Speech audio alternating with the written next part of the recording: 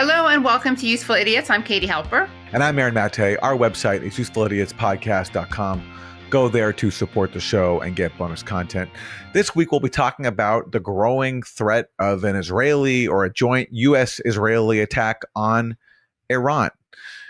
A lot of reports coming out saying that such a military attack is imminent, and the U.S. is pulling out some of its personnel from the region. A lot of tensions right now, a lot of fears. We'll be breaking it down with Vali Nasr. He is professor at the Johns Hopkins University School of Advanced International Studies, author of Iran's Grand Strategy, A Political History. Well, let's start off with our four basic food groups. Aaron, what do we have for Democrat suck? For Democrat suck, let's turn to the mayoral race in New York City, where this is the latest polling news. Zohran Mamdani surges in new poll, leading Andrew Cuomo for the first time in New York mayor's race. Now, this is not an example of Democrat suck. This, if you're a progressive, I think is incredible news. It's very, very encouraging. Progressive challenger Zohran Mamdani now leading Andrew Cuomo, the epitome of centrist New York liberalism. This is really, really exciting if you care about progressive politics. And not even liberalism. I would just push back a little bit, or not push back. I would just say that, it's not even liberalism. It is centrist, as you said, but I almost feel like it's just radical centrism. He can't even tick the liberal box. So how is the Cuomo campaign and their allies handling this? Well, check out this latest mailer that they're releasing to the people of New York City. And this comes via Zohran Mamdani's Twitter page. He says, Andrew Cuomo is afraid he'll lose, so his donors want you to fear me. His super PAC just sent out a mailer that artificially lengthened and darkened my beard. This is blatant Islamophobia. So look at the pictures and let's zoom in on this. So there's the original. There's the original on the left, short beard. And then on the mailer, they his beard even bigger. That is Andrew Cuomo's super PAC. And that's the length that they're going to try to paint. No pun intended. No pun intended. So that's what they're trying to do. As he says, this is exactly what he called it, blatant Islamophobia. But I like this comment from Will Menaker of Chapo Trap House. Racism aside, it's extremely funny that they can't find or edit one photo of this guy where he doesn't look good. Pretty true. He is pretty photogenic. You got to hand it to him. Will's comment reminds me a bit of AOC. That's another challenge for people who are critical of AOC. And of course, we're critical of certain things about AOC, like her saying that Kamala Harris was working tirelessly for a ceasefire. But she's an equally hard person for people to try to dunk on physically. Very photogenic. And she has a lot of haters, so they certainly try. Well, Mamdani is very photogenic, and he's got a lot of policies that appeal to progressive people. For example, government subsidized grocery stores. But they're really doubling down on this Islamophobia thing because Zohran Mamdani is the one candidate in the frontrunner field who won't bow down to Israel. In fact, he supports BDS, and he's been very critical of Israel's genocide in Gaza.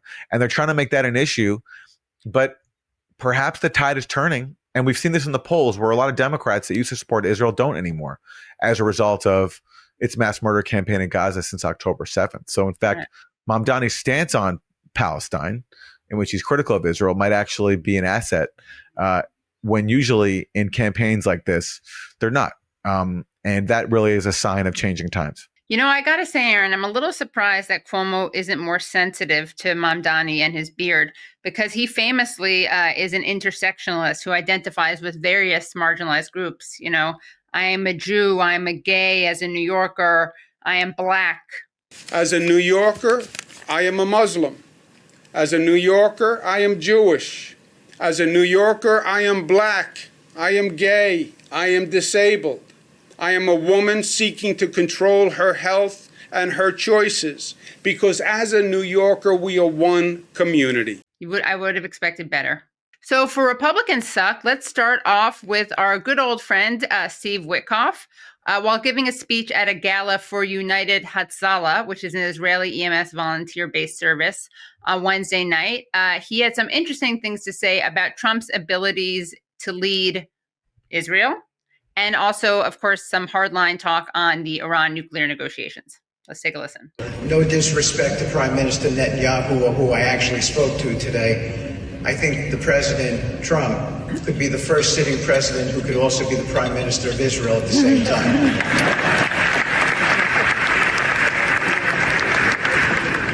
President Trump's leadership has been unwavering in defending Israel's right to exist and thrive. From moving the U.S. Embassy to Jerusalem, to recognizing Israeli sovereignty over the Golan Heights, to signing the executive order protecting Jewish students on college campuses, President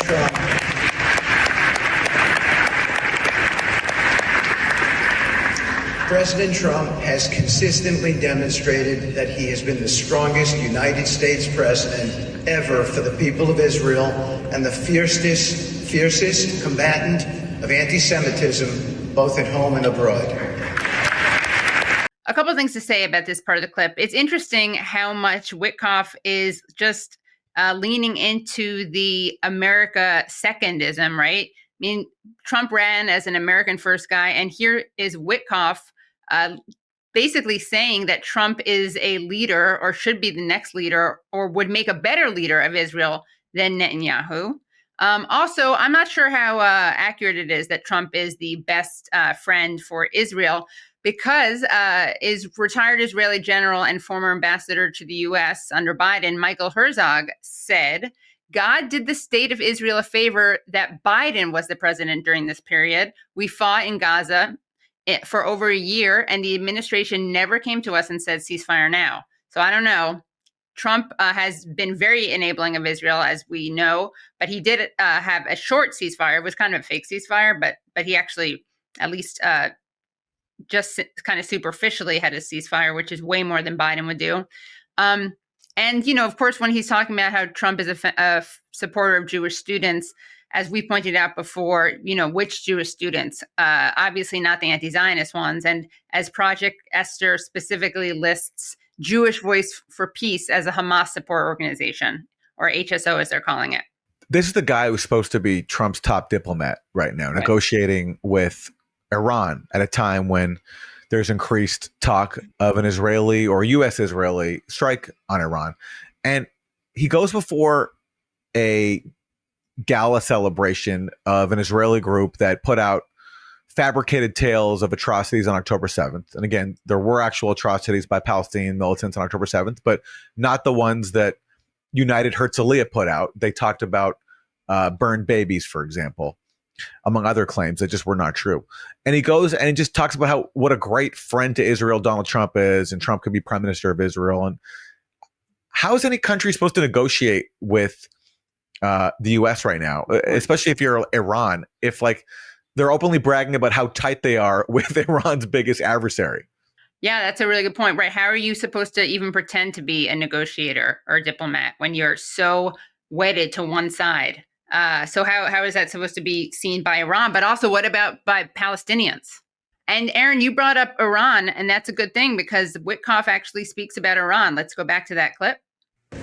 We must also address the threat posed by Iran. Iran must never be permitted to enrich uranium or develop any nuclear capability. Amen. Amen.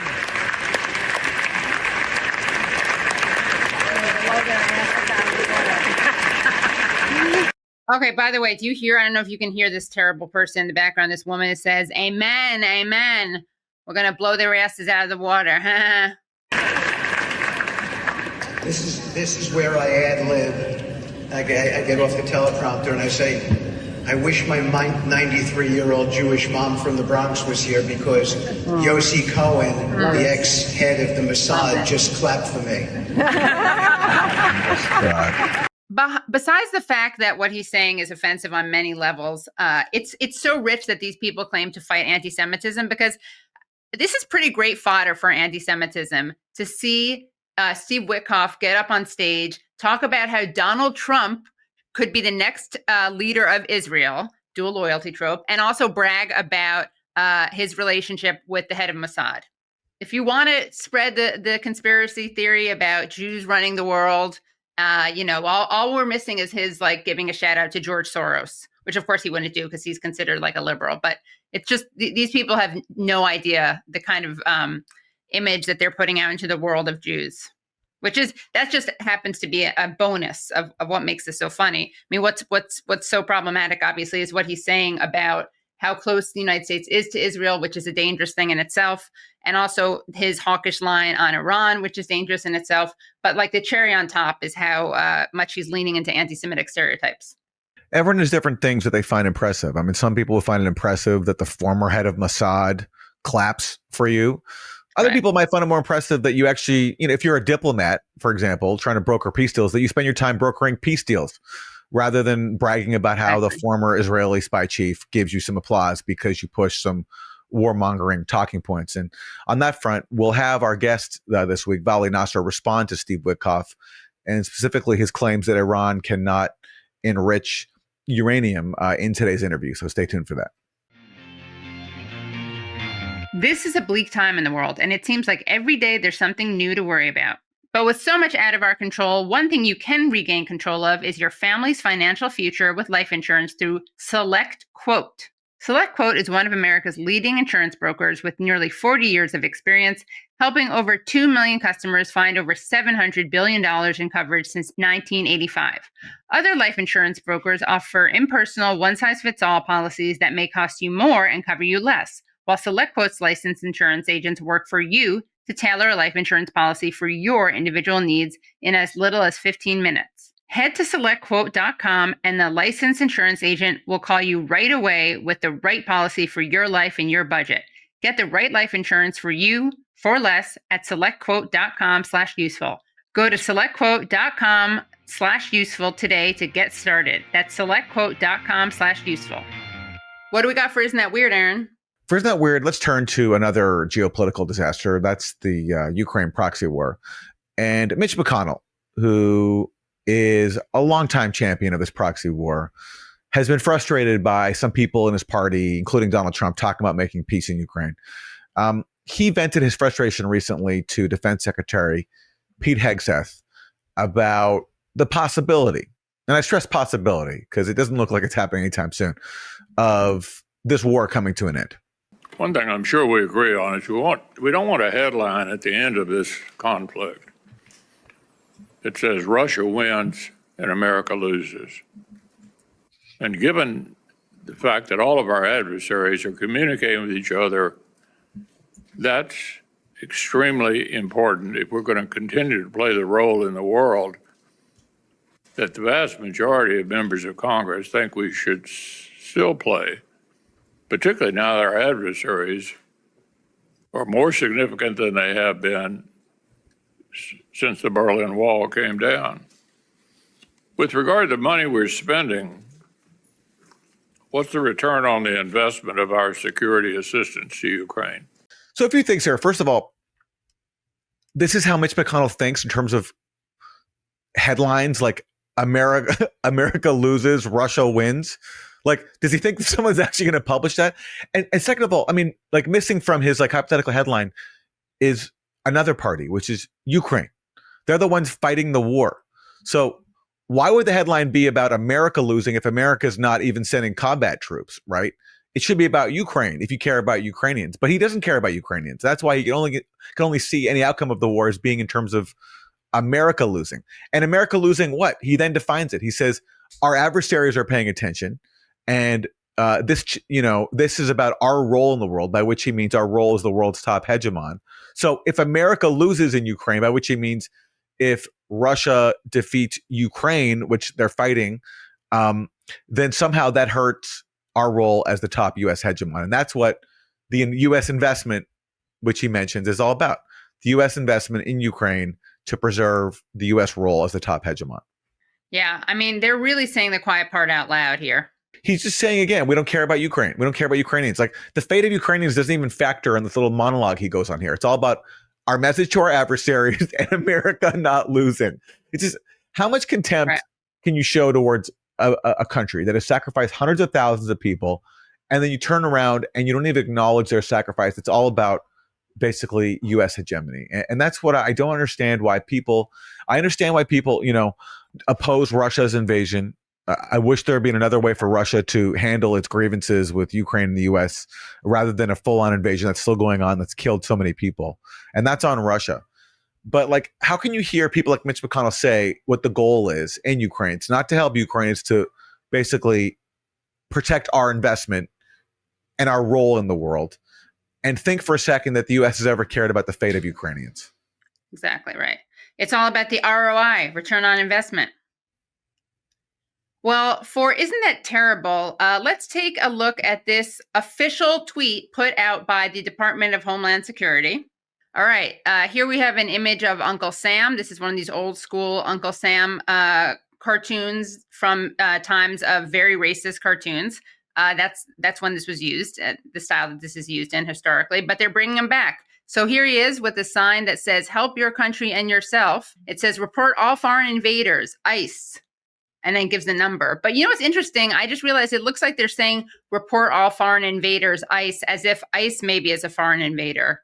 And they certainly should be reported on ICE because they do break the law quite a bit. In fact, I think that they're the criminals, not the undocumented people who they are criminalizing and whose arrests and the arrests that they're making, of course, are for the most part illegal, which is an irony. But, maybe instead of having Uncle Sam, they should have another historic figure on this image. And I'll let you guess who I think that historic image should be of.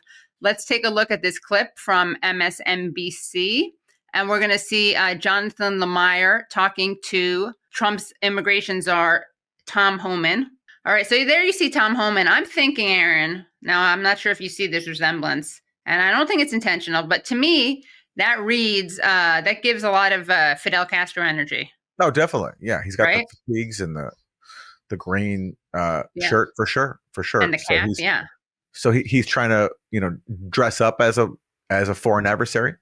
Maybe, yeah, or maybe he's a hidden communist this whole time, which would be ironic, if only. Let's take a listen to what this comandante, if you will, has to say about what ICE is doing. Talk about a new tactic here from ICE in recent weeks, it seems. Some arrests made at immigration courts, also at schools across the country. We've seen Michigan, Massachusetts, a couple in New York City. Are those students, many of the, teenagers for the most, are they public safety threats? Why are they now being targeted at places where used to be children were felt safe? What do you say to parents who now say they're afraid to send their kids to school? Well, it's ridiculous against a false narrative being pushed by the media.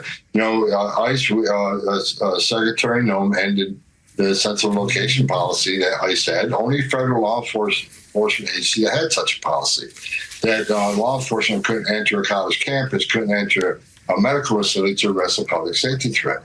And you can't point at one instance where ICE has raided a school. And I see the stories, raided elementary school, never happened. Raided churches, doesn't happen. Raided hospital, doesn't happen. However, I'll say this. We did away with that policy because there's no sanctuary in this country for a significant public safety threat or national security threat. There's no sanctuary. All right, so a couple of things. I like the way he's saying that there's no, ICE isn't raiding any of these places, but we do have to make sure that they can raid them. Because public safety. We have to make sure that there's no sanctuary. But he's lying because there's actually news coverage about schools where we have seen ICE showing up. Let's take a look at this story, though, from an LA affiliate of ABC News. Let's take a look. After an unusual and disturbing visit, several federal agents from the Department of Homeland Security showed up at 2 elementary schools this week, demanding to talk to students. What happened next has Superintendent Alberto Carvalho praising school workers and demanding answers. Eyewitness News reporter Sophie Flay explains. What interest should a Homeland Security agent have in a first grader? On Monday, multiple Homeland Security agents showed up at 2 elementary schools in Los Angeles, according to LAUSD Superintendent Alberto Carvalho. These agents were stopped, questioned, and turned away by principals at Lillian Elementary and Russell Elementary schools. So much for Tom Homan. I mean, he doesn't come across as very honest or very based in specifics. I mean, his answer is often that he's not a lawyer. He also likes to respond to questions about due process by asking if people who have been killed by a random undocumented immigrant, if they got due process. And that's not actually how the law works. You don't get to deprive an entire population of due process because some people have been murdered. But besides that, he's just embracing these tactics that honestly, most people, I think, find repulsive and scary. I mean, I think even people who support cracking down on the border are disturbed by the idea of ICE coming to schools. I mean, who wants that to happen? Maybe a very small population of sadists who don't care about children. But that's a pretty hard thing to stomach, I think, for most people. And what's the national security threat that you have from a kid in school? Going back to the term used by ICE, foreign invaders, I thought like illegal immigrant was offensive because, I agree with the saying, no person is illegal. How are you going to call somebody illegal just for existing and being in your country without documentation? But foreign invaders takes it to like a whole new level. It makes illegal sound benign. True. So because someone comes here, they're fleeing poverty, they're fleeing persecution, they're fleeing violence. All of a sudden, they're a foreign invader. And this is the picture that the Trump administration wants to present to people, that undocumented people here are part of some nefarious foreign plot to destabilize society, when in fact, many of them are the product of an actual nefarious plot from the U.S. to destabilize their societies, and that's why they're fleeing. And so to call them now foreign invaders, it adds insult to injury. It's so offensive, but that's the new normal that they want to try to push through. And again, ICE is, there's so many instances of ICE breaking the law. So that, of course, is not something that Homan wants to focus on because he's not a lawyer, as he likes to say. And those are your 4 basic food groups. For this week's interview, we are going to talk about Iran, and specifically, as we're recording this, the growing fears that Israel is about to launch some sort of military strike against Iran. Trump has fueled speculation. When he was asked about this, he basically said, we'll see what happens. And the U.S. is meanwhile pulling out personnel from the region, the U.S. embassy in Baghdad. People are leaving there. The family members of U.S. military personnel in the Middle East have been granted permission to leave. And all this is fueling a lot of talk about whether or not an Israeli strike is imminent. And it's possible, but that by the time this episode airs, that it will already have happened. So to discuss Iran, Israel, and the U.S., we are joined this week by Vali Nasr. He is professor at the Johns Hopkins University School of Advanced International Studies, author of the new book, Iran's Grand Strategy, A Political History. I did this interview solo because Katie is on the road. So here is Vali Nasr.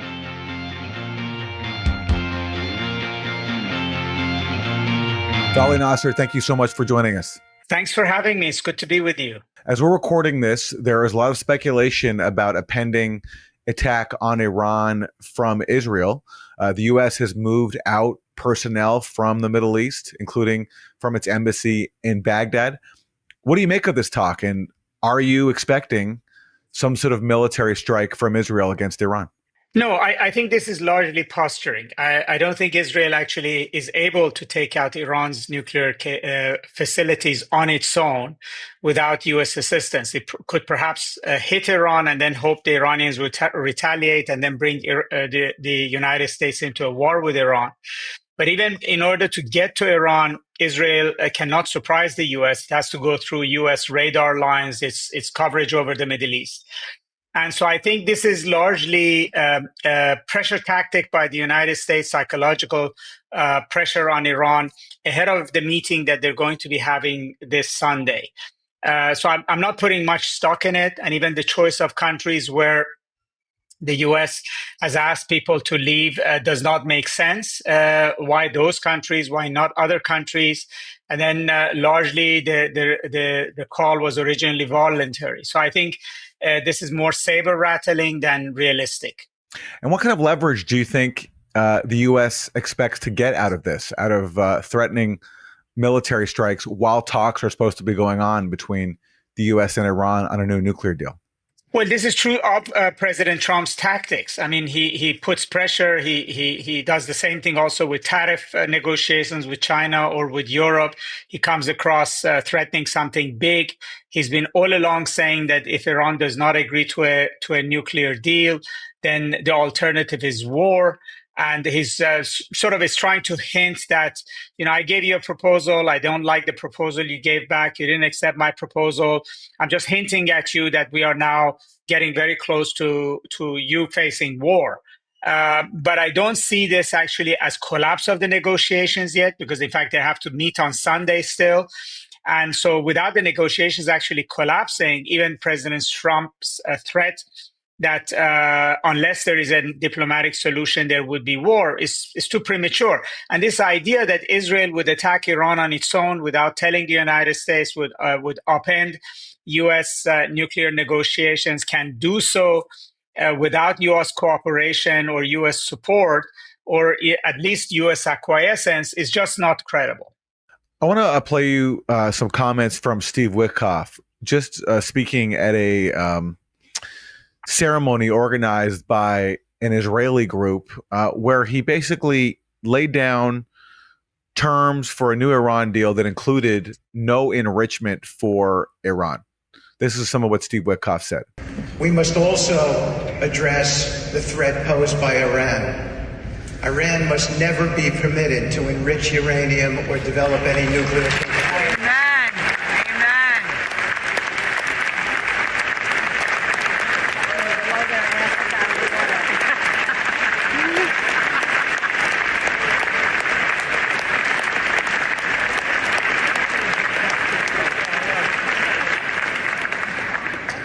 This is where I ad-lib. I get off the teleprompter and I say, I wish my 93-year-old Jewish mom from the Bronx was here, because Yossi Cohen, the ex-head of the Mossad, just clapped for me.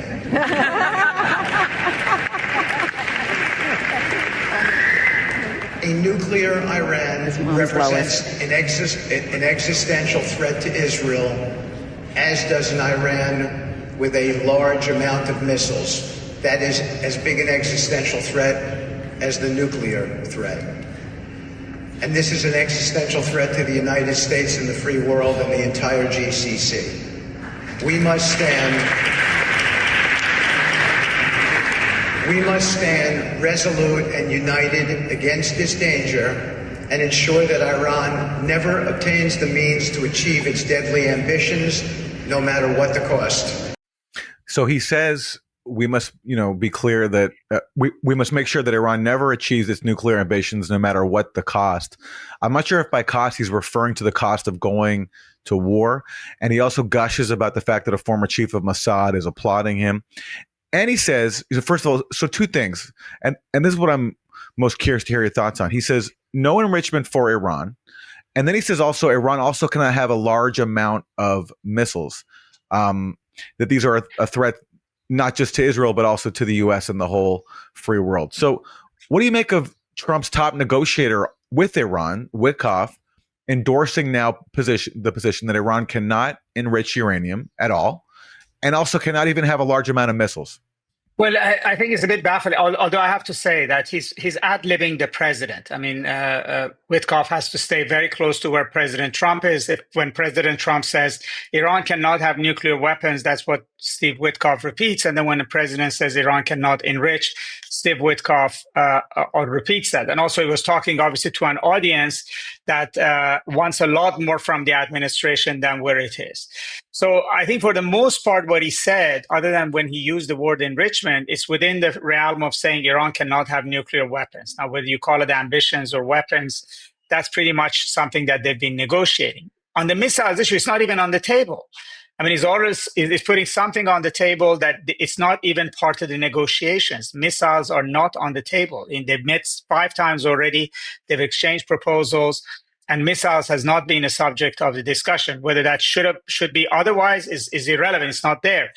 And I think the big problem here is that both President Trump and Mr. Witkoff keep negotiating in public through these statements to cheering audiences.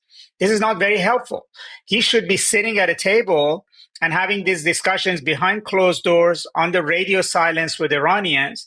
And in order to get a cheer from a former head of Mossad, he says things that then would make the actual negotiations difficult. It's not good diplomacy to be issuing these statements and trying to talk to your adversary through public statements and playing to the crowd in events like he was at. That's not good diplomacy.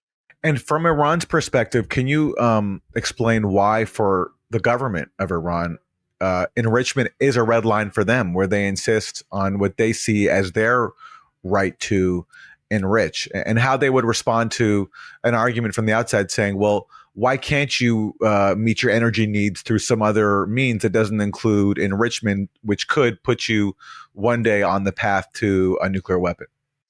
I mean, first of all, they view it as an inherent right. They're a signatory to Non-Proliferation Treaty, and as a signatory to Non-Proliferation Treaty, they have a right to enrich.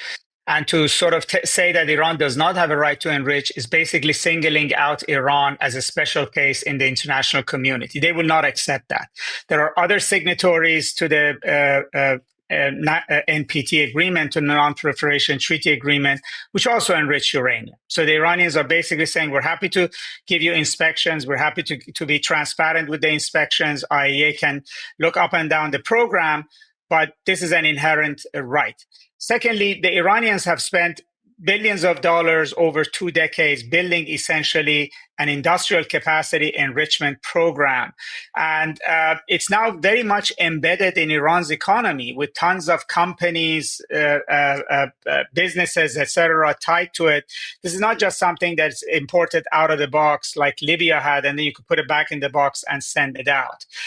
And thirdly, I think they believe that if they gave up enrichment, the United States would not abide by any deal that it signed. They have zero trust in the U.S., given particularly that this is the very president who walked away from the previous deal. What guarantee do they have that after they gave up all of their enrichment, that actually any country will supply them with their fuel? This is all promissory notes to them. And then if they don't have enrichment, then the United States says, okay, we took out everything out of Iran. Now let's renege on the deal like last time, reimpose maximum pressure sanctions on them, and then go after the regime. So for varieties of reasons, they don't think it's a good idea to give up the right to enrich. And so that's their red line. And if the United States insists on that issue, then there's not going to be a deal. I want to go to another clip. This is Senator Lindsey Graham recently questioning Defense Secretary Pete Hegseth. So I'm trying to get everybody to think, let's don't do what we did in the 30s. They're going to use a nuclear weapon if they get it. Are they trying to build a nuclear weapon versus a peaceful nuclear power program? Mr. Secretary, have the Iranians been trying to build a nuke? There are plenty of indications that they have been moving their way towards something that would look a lot like a nuclear weapon. So Lindsey Graham asks, is Iran moving toward a nuclear weapon? And Pete Hegseth says they're moving towards something that would look like a nuclear weapon. I'm not even sure what that means. And this comes just after the Director of National Intelligence, Tulsi Gabbard, released an annual threat assessment, which said, quote, we continue to assess Iran is not building a nuclear weapon. So what do you think Pete Hegseth is doing here, now asserting that Iran is moving their way towards something that would look a lot like a nuclear weapon? I really don't know what he means by that. I think that was an extremely problematic answer because, first of all, it's at variance with what intelligence agencies, not only American and others, have said. Secondly, Iran is not actually building anything that looks like a bomb. The issue is Iran amassing enough fissile material that could potentially be used for a bomb. There's actually no evidence at all of weaponization right now. And so if in 20 years ago they did experiment with something which IAEA has talked about, that has been abandoned a long time ago. And right now, even today, when the IAEA censured Iran for a non-compliance on certain aspects of its safeguards with IAEA, it did not mention weaponization. And so this is dangerous political talking to placate the hawks in the Senate, which actually don't want a deal. And they want the United States to eradicate Iran's nuclear program by any means possible. And where Americans, I think we should all be mindful, is that this is beginning to sound a lot like the run-up to the Iraq War, where you begin to make a bogey and try to portray it as an existential threat when the evidence for it is not there. Yeah, well, speaking of which, Senator Tom Cotton, who is a fervent supporter of having a confrontational policy towards Iran, to put it mildly, he then took Pete Hegseth's clunky statement about Iran moving towards something that looks like a nuclear weapon, which again doesn't even make sense. And this is what Tom Cotton said. Today, Defense Secretary Pete Hegseth confirmed that Iran's terrorist regime is actively working toward a nuclear weapon. Again, that's not what Pete Hegseth said. He made the clunky statement, the nonsensical statement that Iran's looking towards something like a nuclear weapon. And then Cotton goes on, for the sake of our national security, the security of our allies, and millions in the region, this cannot be allowed to happen. What does this look like to you here? I mean, you just mentioned the Iraq War. And what do people like Tom Cotton want? I mean, and could they, if they wanted to go to war with Iran, could they do it without deploying U.S. troops? Well, I think probably where Senator Cotton is pushing for is actually to support the plan that Prime Minister Netanyahu of Israel has, which is don't bother with nuclear negotiations. We don't want a nuclear deal with Iran. We want a military plan to destroy Iran's nuclear facilities and perhaps even do further damage to the Iranian regime altogether. So they want a military path that would ultimately mean war with Iran. And so he basically picked on what Secretary Hegseth said and tried to amplify it into a case for war against Iran.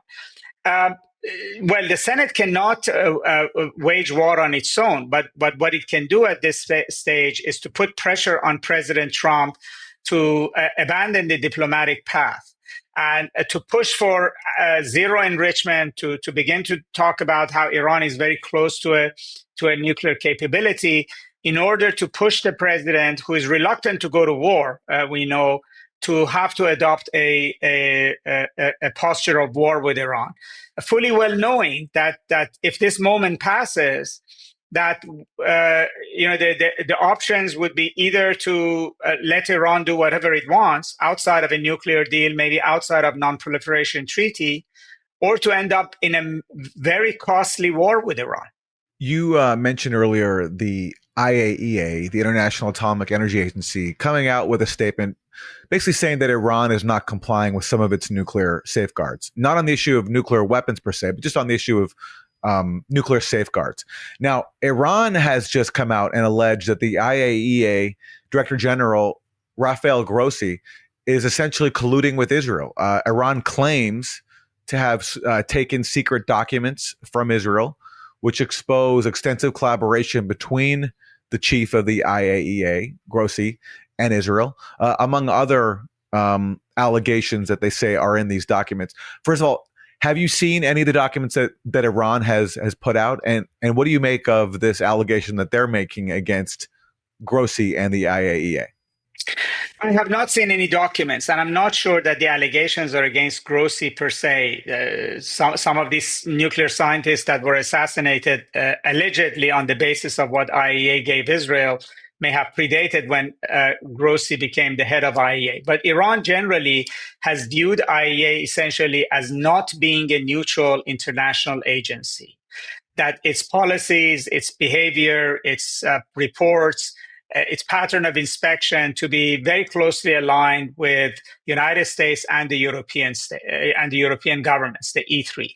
And this is a long-running, if you would, a claim that Iran has.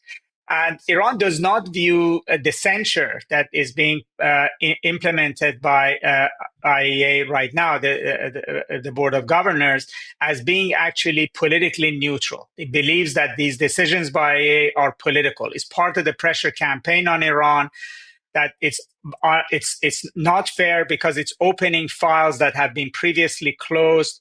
is trying to punish Iran for transgressions that date back decades.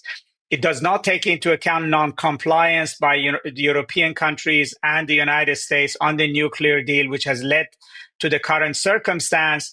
And that essentially their view is that IAEA at this point in time is serving the agenda of Europe and the United States, which is one of pressuring Iran into particular positions during the nuclear negotiation. Now, the point, I'm not saying that Iran is correct in this. I don't want to sort of litigate that, but largely Iran's view is that IAEA is not a neutral bystander. It's not a neutral arbiter here. That it actually is an instrument of U.S. and European coercive diplomacy against Iran, and therefore they're reacting to it in the way they do. They're accusing it of giving intelligence to Israel, and then they've said that they will react to this censure by actually starting a whole new, more advanced enrichment facility in Iran. In other words, they are also going to respond to pressure they think is coming from Europeans and Americans by adding pressure of their own. I want to ask you about an episode that you recount in your book and how formative it's been for U.S.-Iran relations over the last 2 decades. And that's in 2003, when you have a moderate president of Iran who's seeking to improve relations with Washington, Mohammad Khatami. He puts together a letter addressed to George W. Bush, just basically offering to reach a grand bargain. Can you talk about the reaction he got, first from the Ayatollah Khamenei and then from Bush, who he sent the letter to? Well, the moment was very important because actually the moment sort of has a parallel to today. The United States was about to invade Iraq. Everybody thought that it would bulldoze through Saddam's army very, very quickly, which it actually did. And then once it did that, once it showed its uber military power, that then a country like Iran or Syria at that time would be really, really weak before this determined U.S. military intrusion into the Middle East. And much like today, much like Prime Minister Netanyahu arguing today, well, Iran is weak, don't talk to it, just attack it. Iran was afraid also of an American attack then. It was afraid that once America took Baghdad, then it would set its sight on Tehran. And President Khatami decided to reach out to the U.S. and offer negotiations on a broad set of issues, nuclear, which then was a very small portion of what Iran had, but even proxies, that which at that time was Hezbollah by and large. And Vice President Cheney in particular thought that why talk to Iran? We're going to topple the regime very quickly. They obviously are weak and want to talk to us, and we shouldn't talk to them. In the same time, the supreme leader in Iran told President Khatami that, as president of the country, you can write a letter if you want to the president of the United States. I cannot forbid you from doing that. But you should know that they would construe the letter as a sign of weakness and it will make them more aggressive. And that's actually what happened. So what the United States did is that it first denied that it had received the fax. Then he said it had no reason to believe the fax was authentic, although it was delivered by the Swiss embassy in Tehran, having received it from the U.S. government. And in fact, by some accounts, it censured the Swiss embassy in Tehran for actually bringing the fax. But in the end, it basically did not pick up on, not only it did not pick up on that offer, it didn't even acknowledge ever receiving it.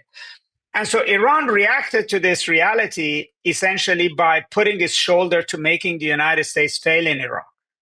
It collaborated with Syria on the insurgencies. It set up the Shia militias in southern Iraq. And the result was that that moment of American strength was not translated into a diplomatic opening or a diplomatic settlement with Iran. Instead, the United States basked in the fact that it could basically bully Iran or topple its regime. And that ended up with the United States ending up in a quagmire in Iraq, losing that moment. And then Iran became far stronger in the region. It ate up Iraq, then went on to Syria. Its nuclear program got bigger. So that should be an object lesson for us. that we should not overread this moment that because Iran lost Lebanon and Syria now, and because Israel took out some of its air defenses, that we should just believe that we can bully it and topple it and break it. And that we may do that ultimately at our own peril. Well, let me ask you about Syria. Iran invested a lot of money, a lot of resources, a lot of military energy fighting to preserve the government of Bashar al-Assad, which got overthrown finally last year. Why did Iran get involved in Syria, and how big of a blow to Iran was it that Assad was finally overthrown? So it was a big blow, but I don't think there's a straight shoot between saying that that they didn't get anything out of this. That's, I think, a mistaken reading of this. First of all, Iran's relations with Syria go back to the 1970s. And since then, Syria has been the lone Arab ally of Iran. That alliance was built around a common enemy called Iraq. Under Saddam, the Syrians were opposed to Iraq, Iran was opposed to Iraq, and the two of them collaborated against Iraq. And then years later, Iran built a very deep relationship with Syria around Lebanon and around controlling American presence in Iraq. So it's not like Iran's relationship with Assad was created at only the moment when he was facing being toppled. In 2011, when Assad's regime was vulnerable, Iran concluded that if he fell at that moment, that then a triumphant American, Israeli, and Sunni Arab alliance will go after Iraq and after Iran itself. And that therefore they had to draw the line in Syria, and they did successfully. So they survived that moment. Whatever billions they spent between 2011 and 2014, it was successful. Then you had the rise of ISIS, and Iran fought tooth and nail in Iraq and in Syria to defeat ISIS. And there also they were successful. And after 2016, when Assad is stabilized, ISIS is defeated, Iran then essentially gets engaged in an overreach. Rather than defending Assad's regime, it begins to look at Syria as a jumping board for operations against Israel. And that's when things begin to unravel for it. The Israelis begin to attack Syria a lot more. And then, after October 7th, this whole thing begins to unravel. But if you looked at everything from 2011 to 2025, Iran spent a lot of billions, but there are victories that are important to it. It defeated ISIS. It survived the moment where the fall of Assad may have translated into the fall of Iraq in 2011. It's the last part. It's what they spent after 2016 to 2025 that you would say then they had a mistaken strategy of believing that they can turn Syria into a firm operating ground against Israel, and that didn't work. Going back to George W. Bush, who, as we discussed earlier, rejected a peace overture from Iran in 2003. I want to go to a clip of him from that period, framing the U.S. conflict with Iran as basically being about Israel. The threat from Iran is, of course, their stated objective to destroy our strong ally, Israel. That's a threat, a serious threat. It's a threat to world peace. It's a threat, in essence, to a strong alliance. I made it clear. I'll make it clear again that we will use military might to protect our ally, Israel. So Bush is making clear that, we would basically go to war to protect Israel. But let me ask you about his claim there that Iran's aim, Bush says, and this is repeated across the political spectrum in the U.S., Iran's aim is to destroy Israel. Is that a fair characterization of Iran's position? And to hear the rest of the interview, please go to usefulidiotspodcast.com. That was a great interview. And for more, check out Vali Nasr's new book, Iran's Grand Strategy, A Political History. That is our show. Our website is usefulidiotspodcast.com. Go there to support us and get bonus content. We'll see you next time. Bye, everyone. Thanks so much for listening to and watching Useful Idiots. For extended episodes, bonus content, and our weekly Thursday Throwdown episode, please subscribe at usefulidiotspodcast.com.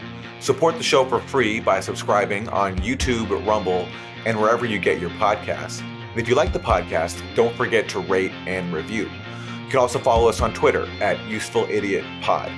Thanks for supporting independent media. We'll see you next time.